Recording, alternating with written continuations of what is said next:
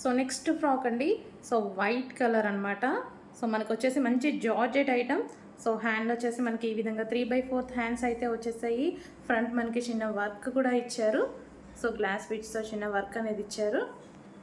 And dupatta, so with dupatta అనమాట.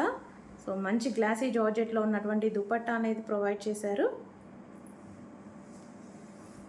So చాలా బాగుందండి ఐటమ్. సో ఈ విధంగా ఉంటుంది దుపట్టా అయితే. కింద వచ్చేసి మనకి ప్లెయిన్ అనమాట.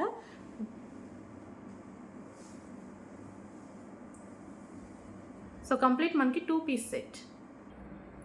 సో కంప్లీట్గా మనకు వచ్చేసి 2 పీస్ సెట్. సో చాలా నీట్గా ప్లెజెంట్గా ఉంది డ్రెస్ అయితే.